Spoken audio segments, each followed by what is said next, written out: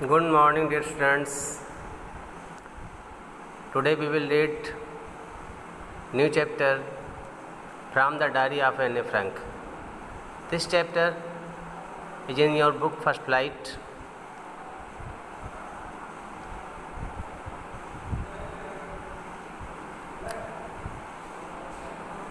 Before you read, we should know about who is Anne Frank. Anneliese Marie Anne Frank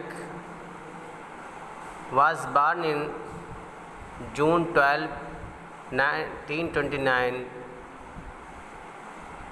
in Germany. She was a Jewish girl who wrote while in hiding with her family and 4 friends in Amsterdam during the German occupation of the Netherlands in World War II. एने Frank का जन्म Germany में हुआ था, यहूदी जाति में। धर्म इनका यहूदी था।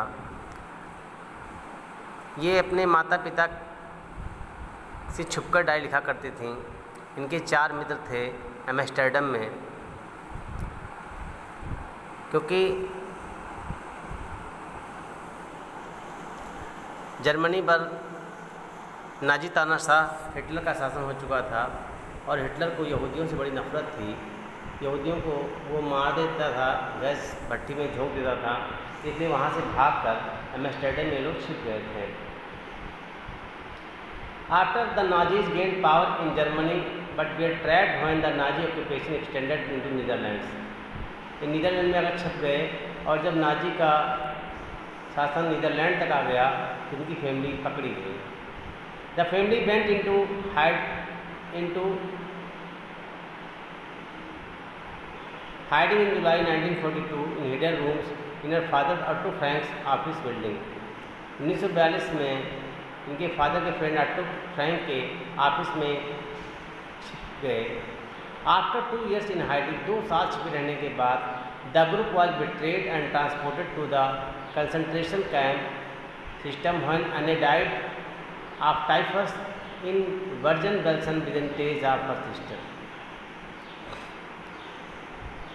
वहाँ पर उनको टाइफस हो गया और अन्य फ्रैंक डाइड, मर गई।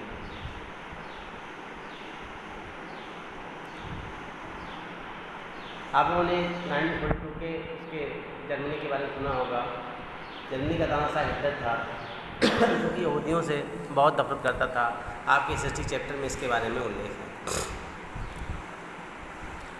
The diary was given to Anne Frank for her 13th birthday and chronicles of the events of her life from 12 June 1942 until its final entry of 1 August 1942. अन्य फ्रैंक को उनके 13वें जन्मदिन पर ये डायरी गिफ्ट के रूप में दी गई थी और इन्होंने 2 साल तक, अंतिम एंट्री इनकी 1 अगस्त 1944 की है, उसमें इन्होंने लिखा। इनकी भाषा डच थी, डच में लिखा गया, लेकिन आज ये बुक, आज उनकी डायरी का विश्व में कई भाषाओं में ट्रांसलेशन हो चुका है। बहुत ही भावुक और सेंटिमेंटल डायरी लिखा था इन्होंने।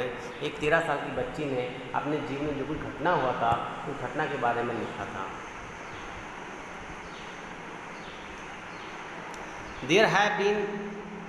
There also have been several films, televisions and theatrical productions and even an opera based on the diary. Diary पर कई फिल्में, कई टेलीविज़न सीरियल्स, कई थिएट्रिकल प्रोडक्शंस हो चुके हैं, ओपेरा में हो चुका है। Describe as the work of mature and insightful mind, the diary provides an intimate examination of daily life under Nazi occupation. Nazi के का दमनकारी व्यवहार कैसा था, इस डायरी में सब उल्लेख है। एने ने ये लिख कर के बताया कैसी वहाँ पर प्रताड़ना दी जाती थी कंसंट्रेशन कैंप में। एक्टिविटी देख लीजिए आप। Do you keep a diary? क्या आपके पास डायरी है? अब मैं पढ़ता हूँ डायरी में लिखा क्या है। आप लोगों ने बुक खोलिए और पढ़िए। कोई लोग बच्चे कंप्लेन करते हैं कि ब्लर आ जाता है, तो उसके लिए बुक ले लीजिए आप, और जो मैं टेक्स्ट पढ़ता हूँ उन्हें बुक से पढ़िए और उसके बाद देखिए। Writing in a diary is a really strange experience for someone like me. Not only because I have never written anything before, but also because it seems to me that later on either I nor anyone else will be interested in the musings of 13 years old schoolgirl. Diary लिखना ये मेरे जैसे लोगों के लिए बहुत अजीब अनुभव है, केवल मेरे ही लिए नहीं, क्योंकि मैंने पहले कुछ लिखा नहीं है। मुझे लगता है कि मैं या कोई और इसमें कभी 13 साल की बच्ची स्कूल गर्ल के बारे में कोई उसकी कहानियों को पढ़ना चाहेगा। इट डज नॉट मैटर, इसका कोई मतलब नहीं है। आई फील लाइक राइटिंग, मैं लगता है मुझे लिखना चाहिए।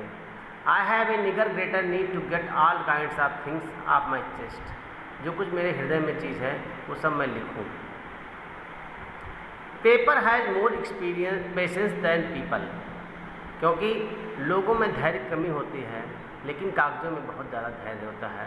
वो सारे सुख सारे दुख अपने अंदर समाहित कर लेते हैं। I thought of this saying one of those days when I was feeling a little depressed and was sitting at home with my chin in my hands. ये कहावत मैंने तब सुनी थी जब मैं अपने घर में बहुत डिप्रेस्ड होकर के बैठी थी, अपने हाथ से अपना चिन मतलब मुँह जो दाढ़ी होती चिन यहाँ अपने चिन को दबाए जो है ऐसे बैठी थी। Bored and listless, wondering whether to stay in or go out, I finally stayed where I was, brooding. Yes, paper does have more patience. तब मैंने लगा कि अपनी जड़ी दुख को, अपनी सारी तकलीफ को पेपर में कहा जाए। And since और तब से I am planning to let anyone else read this stick bag notebook grandly referred to as diary, unless I should ever find a real friends. तब मैंने कहा कि मैं डायरी में जो कुछ लिखती हूँ, जब तक मैं कोई अच्छा मित्र नहीं पा जाऊँगी, इसको कभी ओपन नहीं करूँगी। It probably would not make a bit of difference, संभवतः ये कोई अंतर नहीं लाएगा। Now I am back to the point, अब मैं फिर से पॉइंट पर आती हूँ। That prompted me to keep a diary in the first place, I don't have a friend. पहली बात तो डायरी ही मेरा मित्र है, मेरे पास कोई मित्र नहीं है। स्टूडेंट्स, क्या आपने कोई डायरी लिखी है? अपने हृदय के सारे भावनाओं को आप लिख देते हैं जब, तो आप बहुत हल्का महसूस करते हैं। जैसा कि प्रवर्ब है कि paper has more patience than people. आप किसी अपने दुख की बात कहेंगे तो हंसेगा। हो सकता है कि आपके दुख को किसी से बांट दें, शेयर कर दे आपकी तकलीफ को जो आपने उसको विश्वास में लेकर बताया है। लेकिन अगर आपने अपनी बातें किसी डायरी से लिखी तो डायरी कहाँ कहने जाएगी? बहुत लोगों ने इस पर कहा है, लिखने से आपका मन हल्का हो जाता है। ओके स्टूडेंट्स, कल आप लोगों को इसके बाद पढ़ाया जाएगा। Let me put it clearly. आज के लिए इतना ही। आप पढ़िए, इसको रिपीट करिए और डिफ़िकल्ट वर्ड्स जो है कि मीन लिखकर बताइए।